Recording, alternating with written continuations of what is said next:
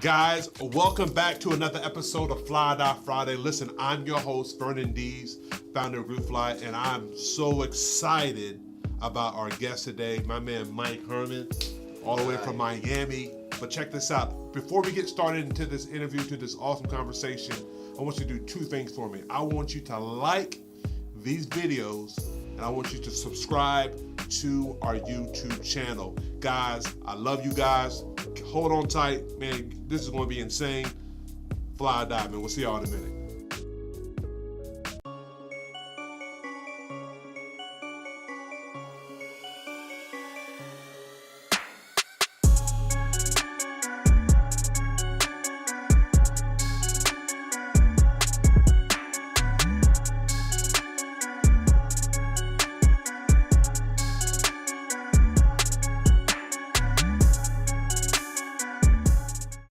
Guys, again, welcome back to another episode of Fly or Die. Again, got our guest that, man, he flew into town, and I was like, man, you gotta come on the show. Yeah. And man, I'm telling you what, man, I've been seeing your business, been seeing your grind, been seeing just the progression, man. And like, I'm a fan. I love what you're doing. And so I'm excited to really have this conversation and to really let our family, our supporters out there, hear your story, because I think people have seen glimpses of it. They've seen you work with Serge Ibaka's, and seen you have shows with Russell Westbrook and work with the camp of Kevin Durant. We've seen these things. Right. We see you on the jets. We see you selling these Millie watches. We see you we see you making these moves. But right. It's just been a constant progression. Right. And I can't wait for you to unpack it for our audience. So. Right. So Mike, give us the day one, where are you from? What's your story? How did you grow up? Just dive into it, man. I know it all, huh? Yeah. Okay. Well, originally I'm from West Africa, Ivory Coast. I was all over the place before. Like my parents were in Paris and back in Africa again. You speak French? I speak French. Yeah. Man, that's what's up. So I came out here. I was like 18 years old, barely 18, like a month after 18. And I went to school at UCO. Shout out to the Broncos, you know what I'm saying? All right. Yeah. So after I graduated, just kind of dive into business really. I worked in the corporate world for a couple years, and things didn't work out. I kind of wanted to follow my passion and things that I really wanted to do. So technically, I was a loan officer for marketing for a company, a mortgage company, and everything. I was there for a while, and then the market started going down as far as the housing thing, right. Whatever. So I lost my job, and I was out of a job, just kind of losing everything and just going down road. And I was just like, I gotta do something. I gotta do something myself. I don't want to go through a path again where I have to work for anybody and have to submit myself to a schedule and everything like that. And it was hard because you going from being up, getting paid a good salary, and now having that security, anything. Right? Yeah, having that security, and then not having that anymore. It's like you're relying on that, and now it's not coming anymore. Then you start losing, things. I mean, I don't want to go to too much detail because it was a terrible time for me, But it really kind of sometimes they say when your back is against the wall, that's when you actually figure out a way to elevate and do things with yourself out of your life. And come on, somebody. That's what really happened, man. I mean, to be honest, man, that's the first time I actually say it on camera or anything like that. But I went through a time where I couldn't pay my rent. What year is this? Give us a time frame. This is 2000. 2010, 2011, I think. That's not that long ago, bro. Yeah. It wasn't too long, but I remember still just like it was yesterday because. It was terrible times, things was going down road, and I was just like, I need to learn a skill. I need to learn something where, only I know or just a few people know that I can use that to go after money and then be able to be secure on my own without relying on anybody. Right. And so I started teaching myself how to build websites, and learn about marketing. And I was doing, learning webinars and conferences and stuff like that. So I started pouring into my life, my self-education. And I started doing that, and I launched my first marketing company. a year later, you know, with all the knowledge and the skills that I had, you know, when everybody says you can't make money out of nothing or whatever, I technically made money out of nothing because my skills and my knowledge, I started marketing websites. I went on Craigslist and stuff and put, you know, ads on there like I can build your website for you, I can build your website for you, and I finally had one bite, and the second one I kept on going from there, and you know, pretty much I used the grind from that money to import into my actual, you know, my first fashion brand, which is LCF. Okay, and then so we all know, you know, LCF just with the quality and just with, like, at the time, like especially with where fashion was going, kind of to the higher, you know, upper tier, and I remember seeing it. Like, I know you had, you know, you had your apparel in several boutiques, and I would cross paths with you when I was, you know, hustling things in church. I'm like, this guy over here writing orders. I was dropping off maybe, you know, 50, 60 shirts, but man, you were getting these orders. And so, like, tell me, you know, LCF stands for what? Leather Clothing Factory. Leather Clothing Factory. Now, so, like, why LCF? Well, this is an interesting question. I got that question a few times, and I didn't really have time to break it down. LCF, because when I launched LCF, when I created LCF, that was the era where leather was hot. Right. You know, and it was like everybody was wearing, Drake was wearing them red leather pants, and then, you know, joggers and all that. Exactly. Like, it was hot at the time. I was like, I got to capitalize on this. This is the right time to jump into this and really make something out of nothing, because, you know, it was more of a, you know, of evolution. I kind of typed into it, and I was more in tune with the European market. The stuff was, you know, happening over there before it got here. So I was like more connecting with that, you know, being like, you know, a little bit from Europe and, you know, just traveling a whole lot. I kind of like got, you know, the sense of, you know, what it was headed. And so, like, those people were spending that much money on those leather joggers and jackets and stuff. I'm like, I want to make some stuff that people can afford, not too much, but like things that, you know, if you're not a celebrity, you can still be able to cup some of those. So you wanted to have that high-end experience for the consumer here in Oklahoma City, but you're ahead of the curve, and I saw that thing branch out to where, like, you know, the NBA players, you know, like, you know, during that time they would gravitate to it, and I was like, man, this guy's on it, man. You know, and the thing I remember about that time period, like, you were you know, you were getting pieces at the time that really wasn't accessible anywhere inside Oklahoma. So, like, people like, man, if you wanted to get that leather top or that extended tee, like, you had to go to LCF to get it. It was genius. There's extended tees and stuff. I mean, I was doing stuff really that I was definitely ahead of the time, really, like, especially out here. It was like, yo, how you doing this? I was getting orders. I mean, believe it or not, I was getting orders from UK, you know, I was getting orders from Finland, some country I couldn't even pronounce. Like, that was just crazy.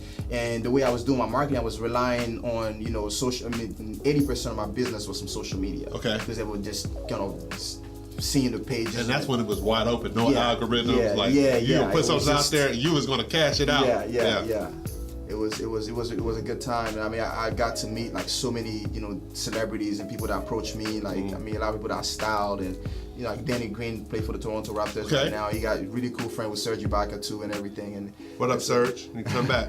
Come back to OKC, man. Yeah, so I mean, it was definitely a great time. It just opened up a lot of doors, and I'm glad I just made that move. And sometimes you just gotta believe in yourself, man, as an entrepreneur, and see the vision and tap into that and just go for it, you know. Okay, so now, like, I you know, the LCF, it's still there. You're still getting orders. You're still, you know, servicing boutiques, and, you know, you have a wide range of clients.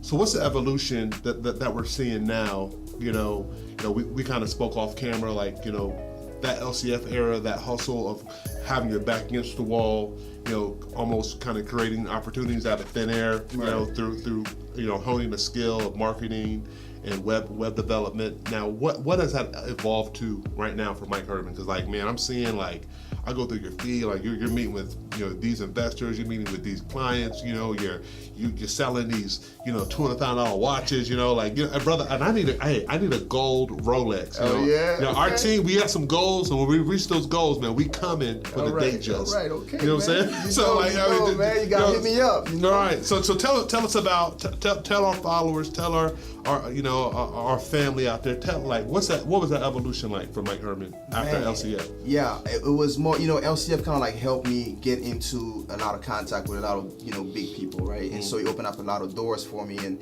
you know, and I just kind of capitalized on that, and just use those, because I mean, you talking about knowing somebody like Kevin Durant or Russell Westbrook or Danny Green or Serge Ibaka or just, I don't know, like just a bunch of different celebrities, right? So you go to different places and they identify you because they know, oh, you've been with this person and that person, and all of a sudden you start mingling into another world, no matter where you are. I mean, I've been to cities, like I've been to New York, Atlanta, LA, and places where people recognize me because of who I'm associated with and who I've done business with, and things like that. So with that said, just being able to make connection and network in the right environment puts you in position to succeed, in which that's what I've done. Like, I know how to network, I know how to push myself, I know how to speak to certain type of people, and present yourself the right way too. So you're just looking for opportunities, and one opportunity came to get into the watch business, which is a really untapped business for people like us, really. I just jumped into it. A mentor I met like a couple of years ago. That's powerful. We're gonna come back to that mentor. Go ahead. Yeah. And he kind of like introduced me to it, and we just started like working on it, trusted me, and we've been working ever since, and doing everything I'm doing. But it's also another good revenue stream for me. So. Right. And then also I'm seeing like there was a segment of time where you were doing the one-off. Custom curated pieces. What was that? That's Hermann. So I kind of like use like a piece of LCF, which is with the leather, and I brought like something more sophisticated with it, right? And so we have the custom piece of the the leather with the hand painted. That's when I started actually hand painting stuff, and this is actually made by me. So each piece is hand painted, is handmade, and is a one of one. So everyone that has a jacket is numbered. So it's not like a bunch of stuff got made or whatever. Every person that has a jacket is numbered. So. And so, off the camera, you just touched on it just there, but you talked about having the power of a mentor. What has that meant to Mike Hermann, like having a mentor, somebody to kind of call you the great or the... A mentor is very important for an entrepreneur, per se, because a mentor will kind of see you have your strengths, but the mentor will kind of tap into your weaknesses and things that you're not doing right, and things that you think you're doing right but you're actually doing wrong, because they have years of experience over you. They have knowledge, they have wisdom that they can impart into you, that can open up more doors, that can shorten the amount of time that you take to learn. Man, that's good, man. And so like when you have a mentor, it helps you to be ahead of the curve, ahead of the time, and tap into certain things that you probably wouldn't do it on your own, or maybe you would take you longer for you to get there. And so if you invest in a mentor, whether it's spending money or just being around somebody that is being around those type of situations or whatever, it helps you get there faster, and you can achieve a higher level of success. Okay, so real quick, I want you to do this for us. I want you to, this vlog, this podcast, all this content, man, we want to accomplish two things, man. We want to empower and inspire the next generation of entrepreneurs and creatives. So I love to do this segment on everybody that we bring in. I love talking to high-level leaders like yourself and thought thinkers. What are two things you can leave with us, if for the creatives and entrepreneurs? What are two things, like if there was two things that that have impacted your journey, that you can leave us, two nuggets of truth? What are those two things, Mike? Man, that's tough, but it's tough, but it's easy at the same time, because it's some things that come naturally. As an entrepreneur, as a business owner, I would say the number one thing is to believe in yourself. You have to believe in yourself, because a lot of times I always tell anybody, when you start a business, when you're brand new in a business, don't rely on the people that are around you to support you. And that's like crazy to say. But don't think that you're gonna open up a restaurant or start a clothing brand, and your friend and people around, they're gonna buy from you. They're gonna want it free. So don't look at them. Sometimes don't even tell them. Just do your stuff and then find your way to market your business. So you have to believe in yourself, because people will not believe in you until you start making it. Man, that's powerful. So you have to believe in yourself. Okay, what's the second thing, Mike? The second thing is you have to persevere no matter what. Man. You have to go all the way. You can't let anything stop you. You have to have that mindset of a leader, of somebody that doesn't give up. You have to be obsessed with the success that you want to have. You can't, some people say you have to be passionate. But when you obsess with something, it just surpass your passion. Because you can be passionate about something and still have, you know, times and days that you're down. You're like, I don't feel like doing this anymore. Right. But when you're obsessed, it gives you that discipline, that drive, and you just wake up in the morning with obsession and the drive and the what you want to really make, you know, whatever your dream is happen. You better tell him, and Mike. so and so like, to be honest, man, that's what really kept me going, because, you know, as an entrepreneur, you don't know really if you don't know where your next dollar is gonna come from. Right. No matter what, you don't know if somebody's gonna buy some, you know, go fly clothes today. Right. You don't know if, you know, you're gonna be able to, you know, pay the rent the next morning, the next month. But what you do know is you have your mind, you have your knowledge, you have everything that you've, you know, learned throughout your life that's not gonna let you down. Guys, I'm telling you, that's powerful right and there. so you have to keep it going, you have to persevere. I mean, God's not gonna let you down. You have to keep going. Absolutely. Yeah, for sure. Mike, I appreciate you coming on the show and just, you know, talking and sharing with our team. You know, one of the segments that, you know, we as a team we love to, you know, share with our audience and, you know, our supporters and our family is like, you know, we love to have a segment like, you know, what's your favorite sneaker? Hey, you know, what are you rocking? And so I'm gonna let you know, this man came in with a Louis Vuitton bag full of sneakers. This dude got some sneakers. He got some heat. And so like he brought in a pair of sneakers. Actually, I was at a sneaker show and I had the opportunity to buy these. I tried them on, and I'm mad that I didn't, because like we talk about comfort, you know, swag. I mean, so why do you like this sneaker so much? And what, you know? Man, these right here, man, they're really, really comfortable. I remember when I got them. Actually, was a gift for me from my mentor. Right. You know, for Christmas. And man, then, shout out to your mentor, man. Yeah, Give me some off-white sneakers. That's all right. Yeah, you know, you guys have those people around, man. So you know, when you give each other a gift, you know, it's not a small gift. Hey, can you mentor me? Hey, what's cracking? Yeah, so you know, they're very, very comfortable. One thing you told me is like, it's corny that you have, you know, when you get them the off-white sneakers, you got the little tag on it. It's like, nah, you know what? I'm gonna ask you one favor. Don't wear it with them tags. And so I'm like, all right, cool, no problem. I'm not gonna put the tags on there when I wear mine. So that's why I don't have my tags on mine. But they're very, very comfortable, man. Right.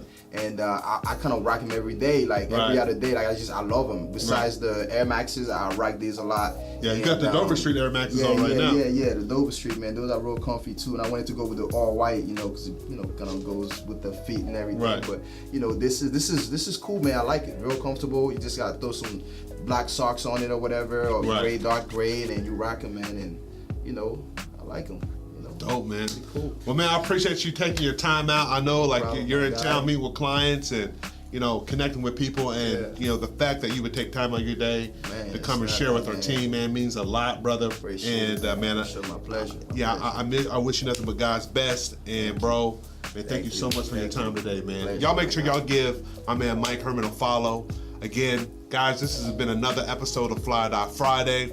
Guys, let's get the word out, man. Our goal is to get to 1,000 subscribers. Also, we have some apparel dropping, you know, this Friday. So go ahead and cop that. That's on the site. You know what I'm saying? But guys, we love you guys. Fly Die, man. We gotta see you next week, man. Peace. Man, appreciate it, bro.